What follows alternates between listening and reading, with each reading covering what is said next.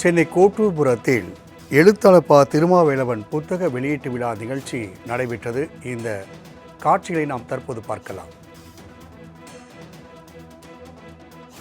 சகோதரர் திருமாவேலன் அவர்கள்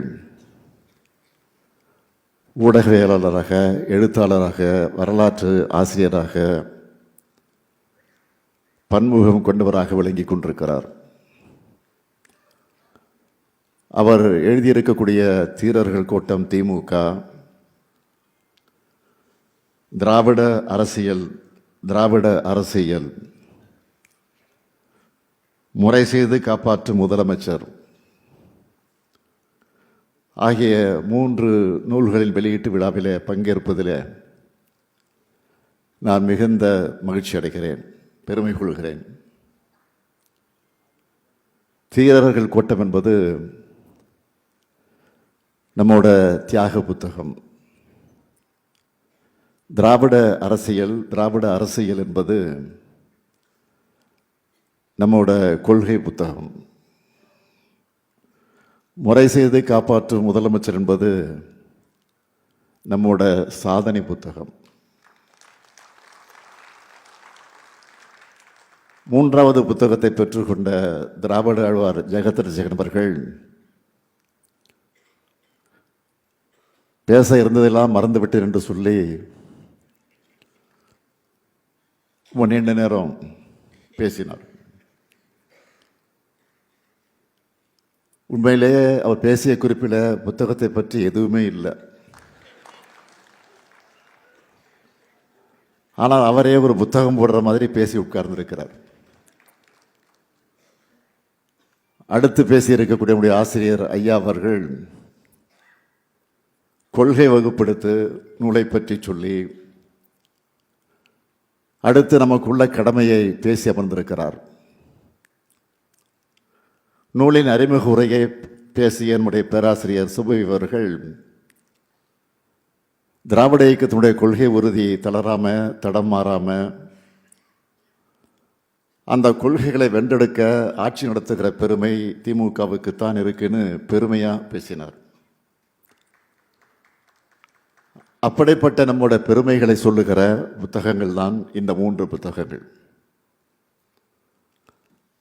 அரசியல் புரட்சியின் அடையாளமா,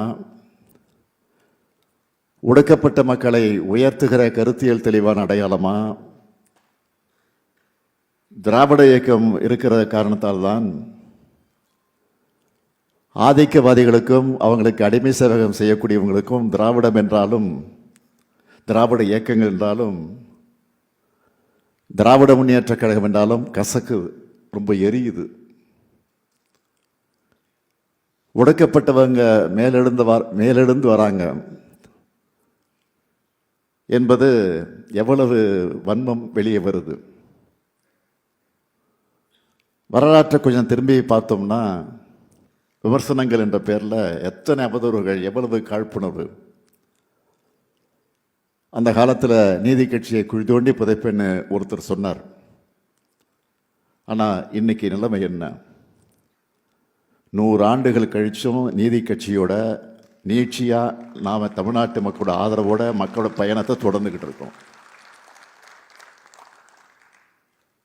நாம் திராவிட மாடல்னு சொல்ல அவங்களுக்கு திரும்ப திரும்ப எரியுது. அவங்களுக்கு திரும்ப திரும்ப எரியணும்னா நாம் திரும்ப திரும்ப திராவிட மாடல்னு சொல்கிறோம். 100 ஆண்டுகளுக்கு முன்னாடி தமிழ்நாடு எப்படி இருந்துச்சு, இன்னைக்கு எப்படி இருக்கு? இதே காலகட்டத்தில் நம்மளோட பிற மாநிலங்கள் அடைந்திருக்கக்கூடிய சமூக வளர்ச்சி, பொருளாதார வளர்ச்சி, உட்கட்டமைப்பு வளர்ச்சி என்ன? மற்ற எல்லாரையும் விட எல்லா வகையிலும் நாம் 20 ஆண்டுகளுக்கு முன்னோக்கி பயணிச்சுட்டு இருக்கோம். கண்கூடா தெரிகிற இந்த உண்மைகளை கூட மறைக்கலாம்னு நினச்சி சிலர் என்ன கேட்குறாங்க, திராவிடம் என்ன செஞ்சுது, திராவிட மாடல்னா என்னன்னு கேட்குறாங்க. அவங்களுக்கெல்லாம் பதில் சொல்லுகிற வகையில் இந்த புத்தகங்களை எழுதியிருக்கிறார் நம்முடைய அருமை சகோதரர் திருமாவேலன் அவர்கள்.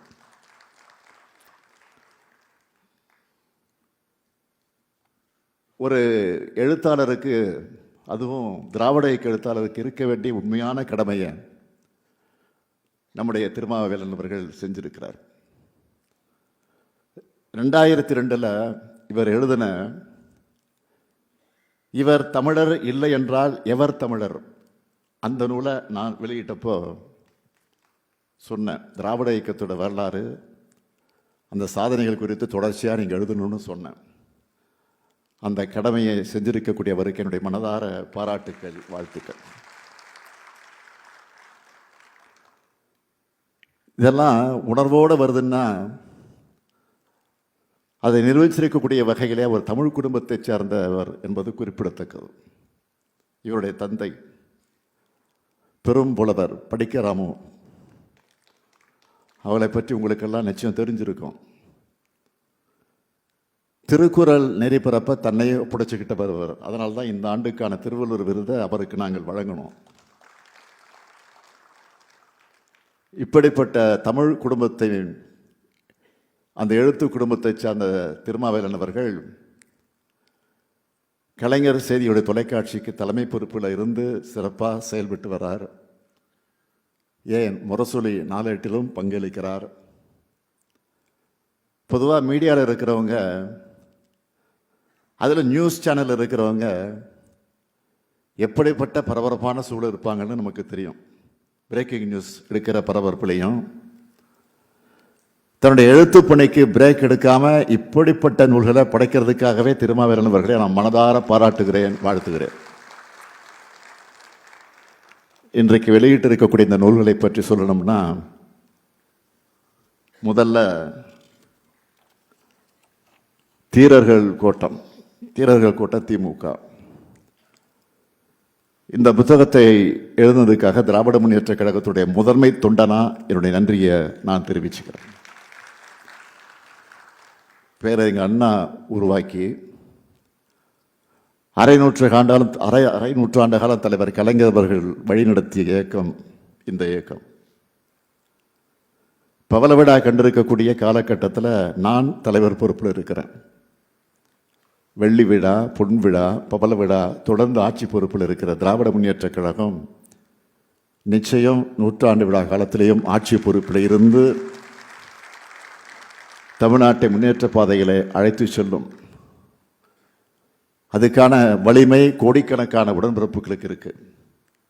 கடுமையான எதிர்ப்புகளை எல்லாம் வென்று நெருப்பாற்றில் இணைந்தி அண்ணாவுடைய தம்பிகளா, தலைவர் கலைஞருடைய உடன்பிறப்புகளா, கட்டுக்கோப்பாக இருக்கிற இந்த இயக்கத்தை தீரர்கள் கொட்டணும் சொல்லாமல் வேற என்ன சொல்றது? உழைப்பை மட்டுமல்ல, உயிரையே கொடுத்தவர்களால் உருவாக்கப்பட்ட இயக்கம் இந்த இயக்கம். அந்த தியாக வரலாற்றை கண்ணீர் வர வைக்கக்கூடிய அளவுக்கு அந்த தியாகிகளுடைய வரலாற்றை இன்றைய இளைய தலைமுறையினர் நிச்சயம் அறிந்து கொள்ள வேண்டும். திமுகனா என்ன, திமுகனா என்னன்னு ஹிஸ்டரியை திரும்பி பார்த்தீங்கன்னா, போராட்டம் போராட்டம் போராட்டம், சிறை சிறை சிறை, தியாகம் தியாகம் தியாகம், இதுதான் திமுக. இந்திய திணிப்புக்கு எதிரான போர்க்களம், எல்லைமீட்பு போர்க்களம், எமர்ஜென்சி கொடுமைகள், எதேச்சாதிகார அடக்குமுறைகள்னு நம்மளோட மண் மொழி மானம் காக்க திமுக எதிர்கொண்ட வழிகள் ரொம்ப அதிகம், ரொம்ப பெருசு. அத்தனையும் கடந்து 6வது முறையாக ஆட்சி பொறுப்புக்கு வந்திருக்கிறதுக்கு காரணம் தொண்டர்கள் தான். அரசியலில் பலரும் சொகுசு எதிர்பார்த்து வருவாங்க. ஆனால் திமுகவுக்கு அந்த சொகுசு கிடையாது. சில இயக்கங்களை பார்த்தீங்கன்னா சின்ன எஃப்ஐஆருக்கு கூட கட்சி விட்டு கட்சி தாவாங்க. ஆனால் கொடூரமான அடக்குமுறைகளை எதிர்கொண்டு அவதூறுகளையும் பழிச்சொற்களையும் தாங்கி வன்மத்தையும் தாங்கி கருப்பு சிவப்பு தான் உயிர் மூச்சு, அண்ணாவும் கலைஞரும் தான் சொன்ன கொள்கைகள் தான் அவர் கட்டளைன்னு லட்சியத்துக்காக வாழக்கூடியவங்க தான் நம்முடைய திராவிட முன்னேற்ற கழகத்துடைய உடன்பிறப்புகள். இந்த வலிமையெல்லாம் பட்டியல் போட்டு பதிவு செய்துள்ளதான் தீரர்கள் கோட்டம் திமுகவை தியாக புத்தகம்னு சொன்னேன். அடுத்து திராவிட அரசியல், திராவிட அரசியல். வரலாற்றின் குப்பை தொட்டியில் எத்தனையோ இயக்கங்கள் தூக்கி எறியப்பட்டிருக்கு. ஆனால் எதிர்ப்பாளர்கள் எல்லாம் குப்பை தொட்டியில் எறிந்து கோட்டையை பிடிச்ச இயக்கம்னா அது திராவிட இயக்கம் தான். நிறைய பேர் என்கிட்ட கேட்டாங்க, இவ்வளவு அவதூறுகளை தரம் தாழ்ந்த வாசகங்களை எல்லாம் எப்படி தாங்கிக்கிறீங்க அப்படின்னு கேட்பாங்க. அதுக்கு என்னுடைய பதில் என்ன என்றால், இதெல்லாம் எங்களுக்கு புதுசாக இன்னைக்கு நேற்று பார்க்குறோம். பேரறிஞர் அண்ணா வழியில் சொல்லணும்னா வாழ்க வசவாளர்கள் தமிழ் சமுதாயத்தை முன்னேற்றுவதற்கான நம்முடைய வேலையை பார்த்துக்கிட்டு இருக்கோம். அதனால தான் காலங்கள் மாறுது, எதிரிகள் மாறுறாங்க. ஆனால் திமுக மட்டும் கம்பீரமாக நிலைச்சு நிற்குது. காலந்தோறும் உருவாகுகிற அரசியல் எதிரிகளை சிங்கிள் ஹேண்டில் எதிர்கொண்டு நூற்றாண்டை நோக்கி நடைபோட்டுக்கிட்டு இருக்கிறோம். நாம் சூரியனை போல நிரந்தரமான ஒளியை வழங்கிக்கிட்டே இருக்கணும். இதைத்தான் திராவிட அரசியல் புத்தகம் சொல்லுது. தாய் தமிழ்நாட்டுக்கு தமிழ்நாடு பெயர், தமிழுக்கு செம்மொழி தகுதி, சமூக நீதி கருத்தியலை காப்பது, தமிழ்நாட்டின் வளர்ச்சியிலே திட்டங்களை சாத்தியப்படுத்துவது, ஏராளமான கல்வி நிலையங்களை உருவாக்குவது, சொல்லி தீராத சாதனைகளுக்கு சொந்தமான இயக்கம் நம்முடைய இயக்கம். நீதி கட்சி காலத்திலிருந்து அதோட நீட்சியான நம்மோட திராவிட மாடல் அரசு சாதனைகளின் வரலாற்று கருவூலமாக இந்த புத்தகத்தை உருவாக்கி இருக்கிறார். கண் முன்னாடி ஏற்பட்டிருக்கக்கூடிய வளர்ச்சியை கூட காண பிடிக்காம கண்மூடி குற்றம் சாட்டக்கூடியவர்களுக்கு இதோ ஆதாரம், இப்போவாச்சும் படிங்கன்னு திருமாவளவன் இந்த புத்தகத்தை நமக்கு எழுதியிருக்கிறார். வரலாற்று அறிவும் திராவிட பற்றும் மொழித்திறனும் உள்ள ஒருத்தரால் தான் இப்படிப்பட்ட நூலை எழுத முடியும். இது எல்லாத்துலேயும் தான் தேர்ந்தவர்னு நம்முடைய திருமாவளவன் அவர்கள் நிரூபிச்சிருக்கிறார். அடுத்து 3வது புத்தகம், முறை செய்து காப்பாற்றும் முதலமைச்சர். இந்த புத்தகத்தை பற்றி நான் சொல்வதை விட நீங்கள் வாங்கி படித்து பொதுவெளியில் பேசணும். நம்ம ஆட்சி அனைவருக்குமான ஆட்சியாக எப்படி சிறப்பாக செயல்படுதுன்னு சொன்னாங்களே. அன்பு பத்து, அறிவு பத்து, மகளிர் பத்து, உழவர் பத்து, இளையோர் பத்து, திராவிட பத்து, தமிழின பத்து, எழுந்தது பத்து, தமிழ்மொழி பத்து, ஏற்ற பத்துன்னு அருமையாக எழுதியிருக்கிறார். மொத்தத்தில் திராவிட மாடலை சுருக்கமாக அவர் கொடுத்திருக்கிறார். இதை புத்தகம்னு சொல்றதை விட நம்ம ஆட்சியுடைய டைரின்னு சொல்லலாம். இந்த புத்தகத்தை மாண்புமிகு ஆசிரியர் அவர்கள் வெளியிட நம்ம திராவிட ஆழ்வார் பெற்றுக்கொண்டிருக்கிறார். இதையும் திருமாவளவன் அவர்கள் காரணத்தோடு தான் செஞ்சிருப்பார்னு நினைக்கிறேன். இது எல்லோருக்குமான ஆட்சின்னு காட்ட இப்படி பண்ணியிருப்பார்னு நான் நினைக்கிறேன். கடந்த வாரம் தமிழ்நாடு ஹஜ் இல்லத்துக்கு நான் அடிக்கல் நாட்டினேன். விமான நிலையத்துக்கு எதிராக ஹஜ் இல்லத்துக்கு நான் அடிக்கல் நாட்டினேன்.